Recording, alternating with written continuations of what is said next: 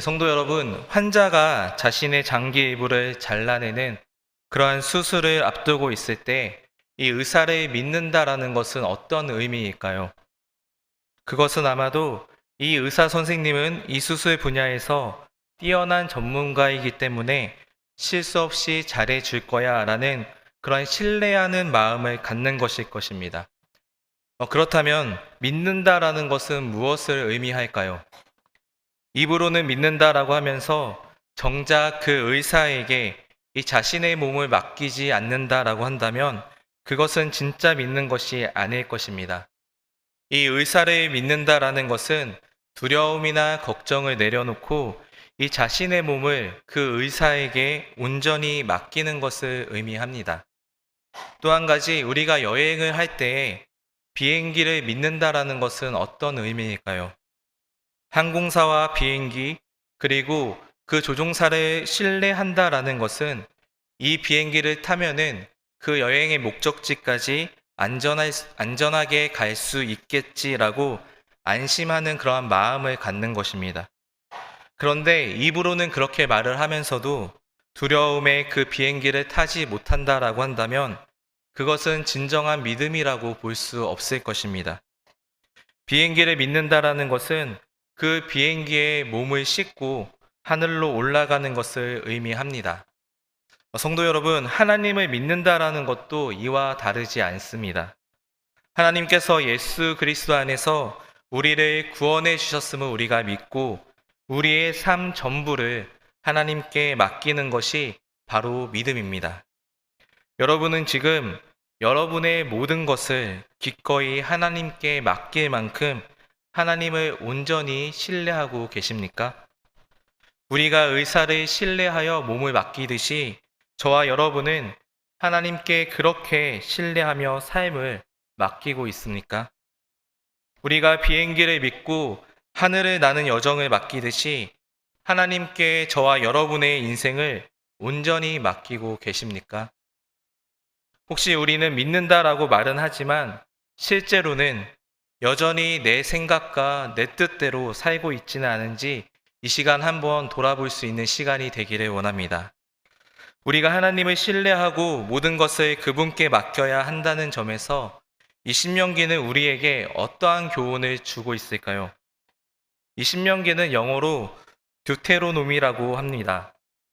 이 두 번째를 뜻하는 듀테로스와 이 율법을 의미하는 노모스가 합쳐진 뜻입니다.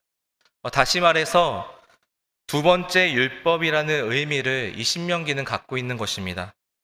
모세가 시내산에서 하나님께 받은 십계명이 이 첫 번째 율법이라고 한다면 이 모세가 요단강 건너편 모압 평지에서 이 다시 한번 이스라엘 백성에게 전한 말씀이 오늘 우리가 보고 있는 이 신명기 두 번째 율법입니다. 이 모세가 두 번째 율법을 전한 데에는 분명한 이유가 있습니다. 그것은 이 다음 세대가 요단강 건너편, 즉 젖과 꿀이 흐르는 가나안 땅에 들어가 살아갈 것이기 때문입니다. 그들에게 그곳에서 어떻게 살아야 복된 삶을 누릴 수 있는지를 다시 한번 친절하게 이 모세가 이스라엘 백성들에게, 다음 세대에게 안내하고자 했던 것입니다. 이 다음 세대의 이스라엘 백성은 이 이집트에서의 경험과 또한 시내산에서의 사건, 그리고 광야에서의 생활을 늘 기억해야 했습니다. 그들의 조상이 이 이집트에서 노예로 고통받았던 일과 하나님께서 어떠한 놀라운 기적으로 그들을 구원하셨는지를 잊지 않고 기억하는 것이 중요했습니다. 다음 세대 이스라엘 백성은 하나님께서 시내산에서 십계명을 주신 사건을 기억해야 했습니다. 또한 하나님께서 광야에서 그들을 어떻게 인도하셨는지도 잊지 않고 그들의 마음속에 간직해야 했습니다. 이 모든 기억을 통해서 하나님께서 그들을 선택하시고 또한 언약의 사랑을 풍성히 베푸셨다라는 사실을 그들은 깨달을 수 있기 때문입니다. 그래야 그들이 마음을 다하고 또한 뜻을 다하고 힘을 다해 하나님을 사랑하고 이웃을 내 몸처럼 사랑할 수 있는 것입니다. 그렇기 때문에 하나님께서 과거에 베푸신 은혜를 기억한다라는 것은 매우 중요합니다.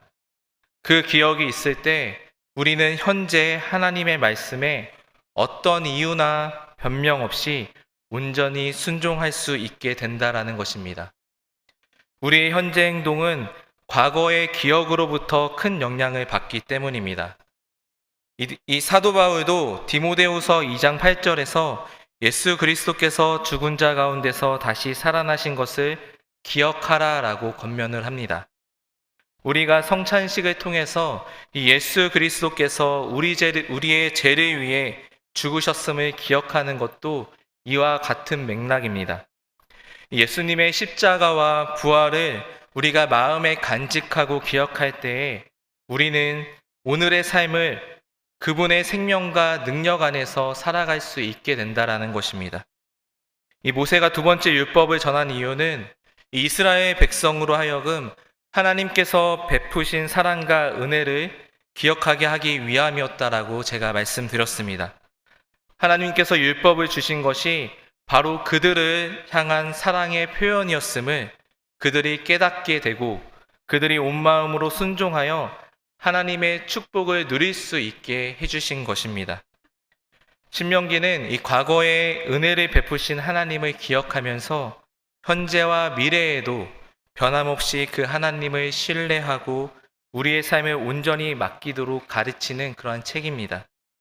또한 신명기는 이스라엘 백성이 40년 동안 광야 생활을 마친 후에 모세가 설교 형식으로 이 다음 세대에게 전한 중요한 메시지를 담고 있습니다. 그런데 모세는 이 세 편의 설교로 구성된 신명기를 기록하면서 특히 우리가 조금 전에 읽었던 1장에서 이 지난 40년의 광야 생활을 회상하며 한 가지 중요한 사건에 주목을 하고 있습니다. 그것은 바로 가데스 바네아에서 있었던 사건입니다. 모세는 가데스 바네아에서 이 가나안 땅을 살펴보고 보고할 12명의 대표를 뽑아 보냈습니다. 그런데 그들의 보고는 어땠습니까? 그중 10명은 돌아와서 가나안 땅이 좋다라는 것은 인정을 했지만 부정적으로 말하며 불평을 늘어놓는 것을 볼 수 있습니다. 뭐라고 원망하냐면 여호와께서 우리를 미워하심으로 아모리 족속의 손에 넘겨 멸하시려고 우리를 애굽 땅에서 인도하여 내셨도다. 우리가 어디로 가랴? 그 백성은 우리보다 장대하며 그 성읍들은 크고 성곽은 하늘에 닿았으며 우리가 또 거기서 아낙 자손을 보았노라라고 오늘 본문 27절과 28절에서 이야기합니다. 이 10명의 정탐꾼이 악평하고 원망을 하자 이스라엘 백성 전체가 소리를 높여 부르짖으며 밤새도록 통곡했다라고 민수기 14장 1절에서 기록합니다. 여성과 아이를 포함하면 약 200만 명이나 되는 그러한 이스라엘 백성들이 밤새도록 울부짖으며 통곡하는 모습을 한번 상상해 보십시오. 그 모습은 마치 큰 장례식과 같았을 것입니다. 이러한 상황을 지켜보신 하나님의 마음은 과연 어떠하셨을까요? 하나님께서는 매일 불기둥과 구름기둥으로 그들을 인도하시고 또한 하늘에서 양식을 내려 먹이셨습니다. 그런데도 그들이 원망하며 불신앙을 보였을 때 하나님의 마음은 과연 어떠했을까요? 그 결과 하나님은 그들이 정탐한 하루를 1년으로 계산하여 40년간 광야에서 머물도록 하셨습니다. 그 기간 동안 당시 20세 이상의 성인들은 결국 광야에서 생을 마치게 됩니다. 이렇게 이 설교는 모세와 여호수아 그리고 갈렙을 제외하고 이 가데스 바네아 사건 당시 20세 이상이었던 모든 사람이 세상을 떠난 후에 이루어진 것입니다. 이 이스라엘 백성은 애굽의 고센 지역에서 출발해서 이 시내산까지 대략 2달 정도 걸렸습니다. 이 이유는 남녀노소 함께 모두 이동했기 때문입니다. 또한 고센에서 가나안 땅의 가데스 바네아까지의 여정은 넉넉히 잡아도 3달 정도 걸리는 그런 거리였습니다. 그런데 그곳에서 약 40년이라는 긴 세월을 광야에서 보내게 된 것입니다. 이처럼 오랜 광야 생활을 겪게 된 것은 이 가데스 바네아에서 지도자들과 백성들이 이 하나님을 불신하고 불평했던 사건이 얼마나 심각한 결과를 초래했는지를 저와 여러분들에게 잘 보여주고 있습니다. 가데스 바네아 사건은 이스라엘 백성이 40년 동안 광야에서 방황하게 만든 결정적인 그러한 사건이었습니다. 그들은 적과 꿀이 흐르는 가나안 땅에 곧바로 들어갈 수 있음에도 불구하고 하나님을 신뢰하지 않고 불평과 원망을 선택했기 때문에 오랜 시간을 그 광야에서 보내게 된 것입니다. 우리의 삶 속에서도 혹시 가데스 바네아와 같은 순간이 있지는 않습니까? 그런 순간은 우리가 방황할지 아니면 하나님의 약속하신 축복을 바로 누릴지를 결정하는 그런 중요한 때다라는 것입니다. 우리 각자는 그런 순간에 하나님을 온전히 믿고 말씀에 순종하고 있는지 돌아볼 필요가 있다라는 사실입니다. 그러면 하나님께서 이스라엘 백성에게 이 40년이라는 긴 광야 생활을 허락하시면서 어떠한 것을 가르치고자 하셨을까요? 광야와 같은 세상 속에서 우리가 어떻게 살아갈 때에 하나님께서는 기뻐하실까요? 우리는 어떻게 살아야 광야에서 방황하지 않고 하나님께서 약속하신 젖과 꿀이 흐르는 땅에서 복된 삶을 누릴 수 있을까요? 어떻게 살아갈 때에 하나님께서 영광을 받으시며 우리는 그분이 주시는 축복 속에서 행복하고 의미 있는 삶을 살아갈 수 있을까요? 이에 대한 분명한 해답이 오늘 본문 1장 36절에 기록되어 있습니다. 우리 함께 1장 36절을 읽도록 하겠습니다. 오직 여분네의 아들 갈렙은 온전히 여호와께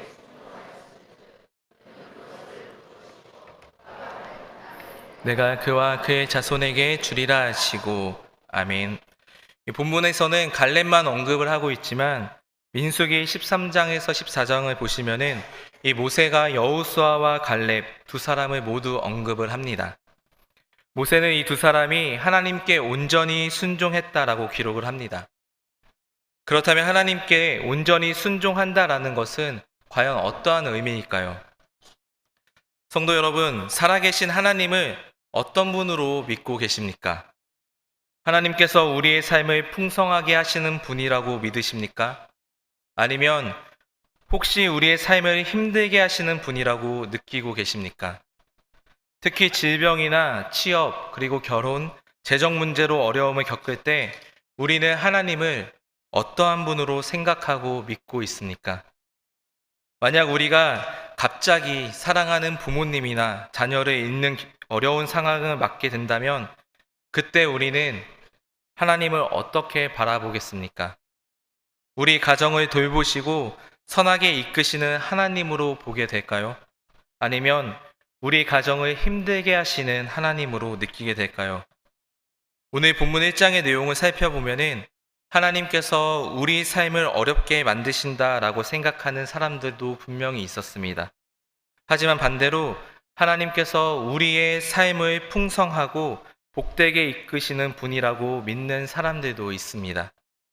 1장 27절에서 28절은 이 10명의 정탐꾼과 그들에게 동조했던 많은 백성이 하나님을 어떻게 생각하고 있었는지를 보여줍니다.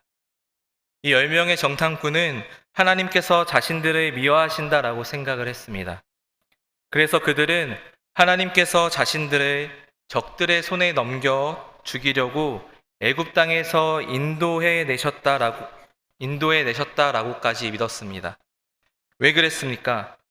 하나님께서는 분명히 이스라엘 백성에게 젖과 꿀이 흐르는 땅 가나안을 주시겠다라고 약속을 하셨습니다.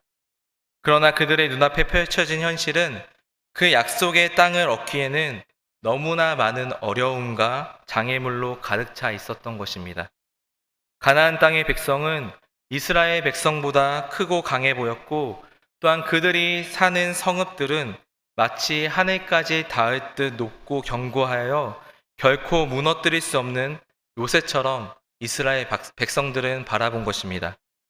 또한 그 땅에는 거인들이 있었기 때문에 이스라엘 백성들은 스스로 메뚜기처럼 본인들을 작게 느꼈습니다. 하나님께서는 분명히 가나안 땅을 주시겠다라고 약속을 하셨지만 이 현실 앞에서 그 약속이 이루어질 수 없을 것처럼 이 이스라엘 백성들은 느꼈던 것입니다. 이러한 상황 속에서 여러분은 어떠한 선택을 하시겠습니까? 하나님께서 주신 약속을 믿고 따르시겠습니까? 아니면 약속을 이루기 어려워 보이는 현실의 상황을 따라가시겠습니까? 10명의 정탐꾼들과는 달리 이 여호수아와 갈렙 그리고 모세는 어떤 하나님을 믿었는지 우리가 함께 29절부터 33절까지 읽도록 하겠습니다. 그들을 무서워하지 말라, 두려워하지 말라. 너희보다 먼저 가시는 너희의 하나님 여호와께서 애굽에서 너희를 위하여 너희 목전에서 모든 일을 행하신 것 같이 이제도 너희를 위하여 싸우실 것이며 광야에서도 너희가 당하였거니와 사람이 자기의 아들을 낳는 것 같이 너희의 하나님 여호와께서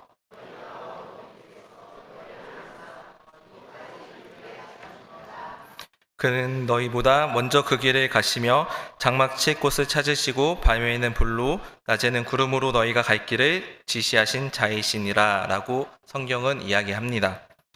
모세가 전한 하나님, 우리가 진정으로 믿어야 할 하나님은 과연 어떠한 분이실까요? 하나님은 우리의 인생길에 언제나 우리보다 앞서 가시는 분이십니다.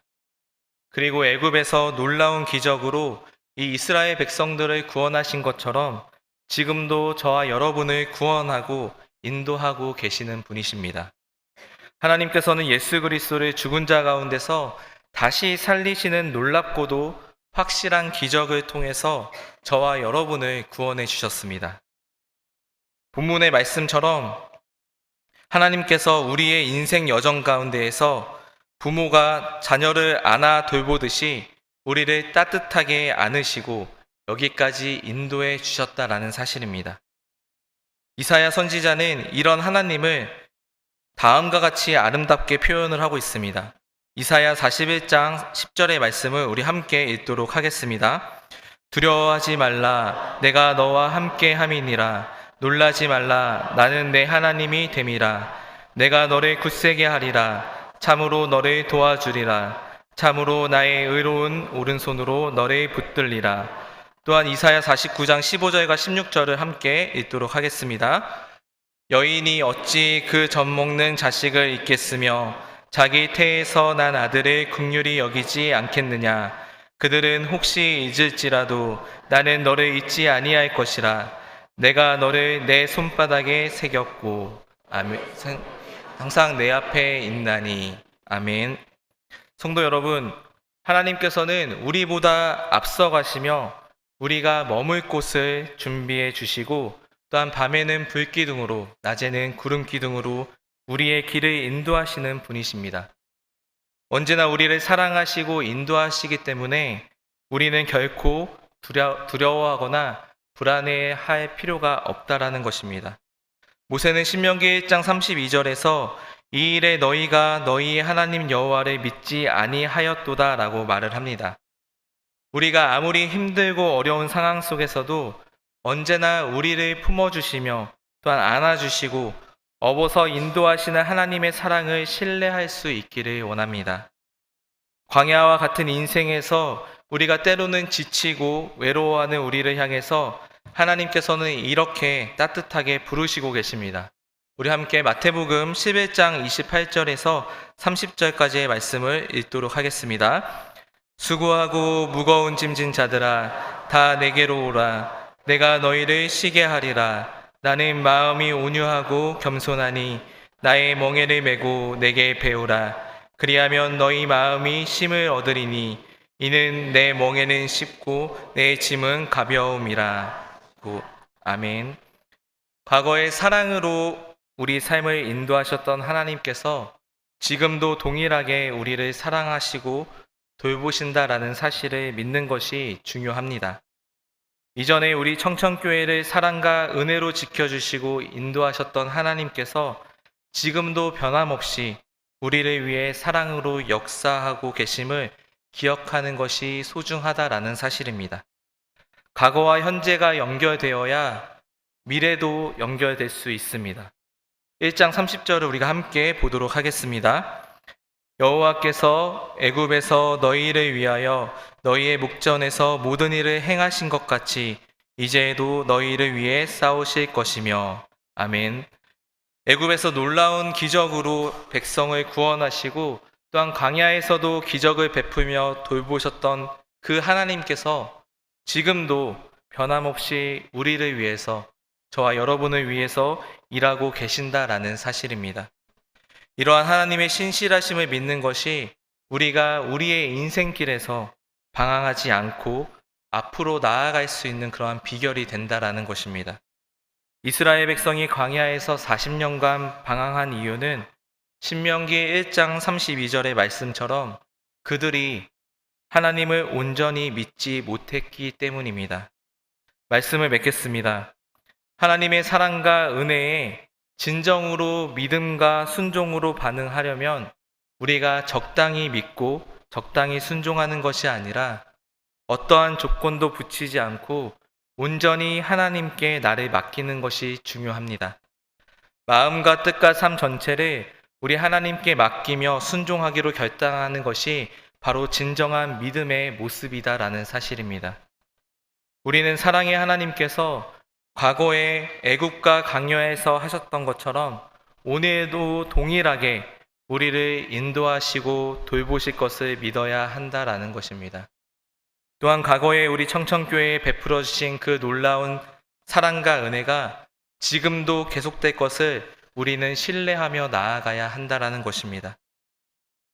그리고 과거에 베풀어 주신 사랑과 은혜를 지금도 여전히 부어주실 것을 믿기 때문에 이제 내 인생을 하나님께 온전히 맡깁니다라고 고백하며 우리의 삶을 기꺼이 하나님께 드리는 결단을 할 수 있기를 소원합니다. 사랑하는 성도 여러분, 여러분 하나님을 어떠한 분으로 믿고 계십니까? 우리에게 고통만 주시는 하나님으로 생각하고 있습니까? 아니면 언제나 우리를 사랑하시고 돌보시는 하나님으로 생각하십니까? 우리가 하나님을 사랑의 하나님으로 믿는다라고 고백은 하면서도 때로는 고통스러운 현실 앞에서 두려움에 사로잡히고 있는 것은 아닌지 우리가 돌아볼 수 있기를 원합니다. 가데스 바네아에서 가나안 땅을 정탐한 이스라엘 백성은 키가 큰 사람들과 견고한 성벽을 보고 두려워하며 불안해하며 불평하고 원망을 했습니다. 혹시 우리도 그러한 모습으로 이 세상을 살아가고 있지는 않은지, 이 세상의 현실 앞에서 하나님을 원망하고 하나님을 불평하고 있지는 않은지 돌아볼 수 있기를 원합니다. 현실의 어려움과 장애물을 뛰어넘게 하시고 그 고통 가운데서도 승리하게 하시는 하나님을 신뢰하며 따르는 저와 여러분들이 될 수 있기를 소망합니다. 그리고 오늘 본문의 말씀처럼 하나님께서 우리를 안아 이곳까지 인도하셨다라는 그 사실을 믿고 우리의 인생을 하나님께 온전히 맡기며 하나님만을 온전히 따를 때 하나님의 공급과 보호 그리고 인도하심을 깊이 우리가 경험할 수 있게 해달라고 결단하며 나아가는, 또한 주님의 사랑과 은혜를 경험할 수 있는 우리 청천교회 모든 성도님들이 되시기를 주님의 이름으로 축복합니다. 기도하겠습니다.